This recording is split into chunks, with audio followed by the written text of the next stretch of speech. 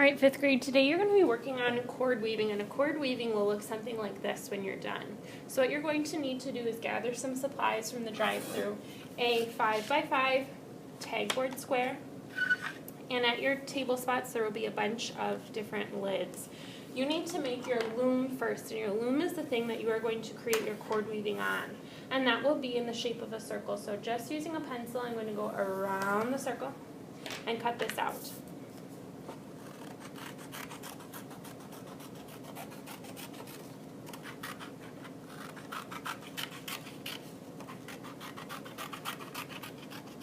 I need to make 16 dashes. However, your circle will kind of look like a compass.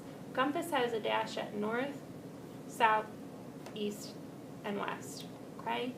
And in between each of those dashes, you need to have 3, okay? So just kind of spread these out, 1, 2, 3. Do your best to kind of keep them evenly spaced, but if it's not perfect, that's all right, okay? So in between this dash, I go 1, 2, 3. In between these 2 dashes, I go 1, 2, 3. See how I've tried my best to make them evenly spaced? I should have 16 little cuts, okay? Going through and cutting on those lines the best that I can. As I'm cutting, maybe you start counting to double check that you actually have 16 little cuts or little dashes.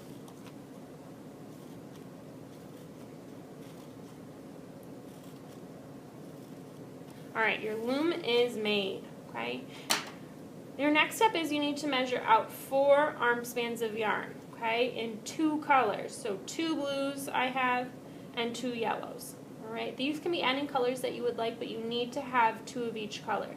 You cannot do 4 of different colors, okay? Just 2 colors, 2 of each. I'm going to line up the tails and find the middle by folding this big wingspan in half, okay?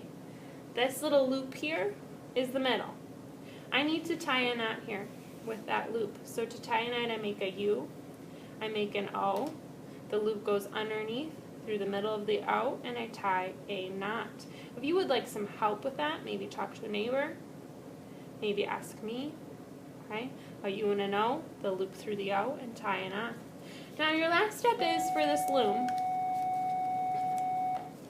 The last step for this loom is you need a little slit in the middle here, okay? And that's where your knot is going to go through, all right? So kind of squeezing my knot and that loop through the loom. You got to kind of be gentle because this is only paper. If I'm rough on it, it's going to rip. My knot's kind of going to be hanging out on the other side. This is going to be the back, okay? So from here, I need to string my loom. I'm going to find 2 blues. And I'm going to have the 2 blues go at the top. This will be the north.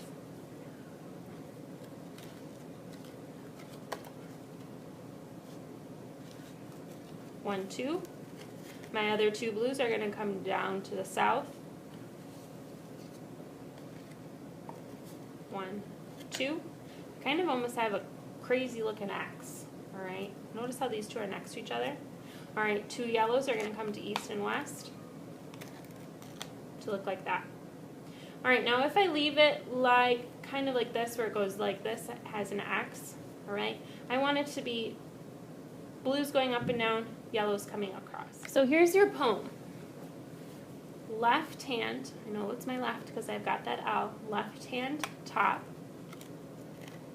to make my fork, right hand drops to make my X again, and it might be a little wonky, and if that bothers you, you can just move them over.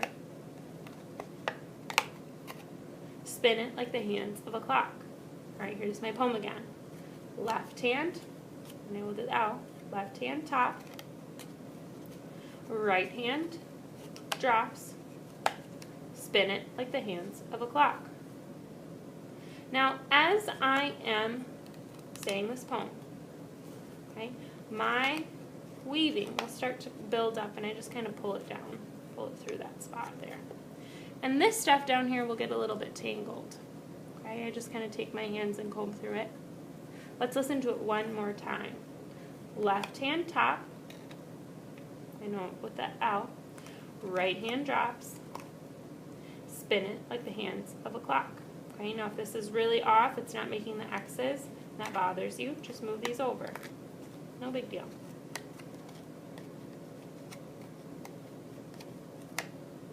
Okay, left hand top, right hand drops, spin it like the hands of a clock. Now if you're really having a hard time with this, and it's not making sense to you, ask 3 before you ask me.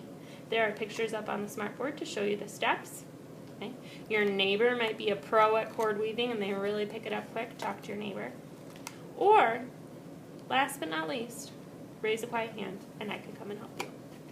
These cord weavings turn out really cool 5th grade, so even if you get frustrated, see if you can try to your best to figure it out, because they will make something really awesome. This can be a really kind of cool bracelet or a cool necklace, a cool strap for a bag.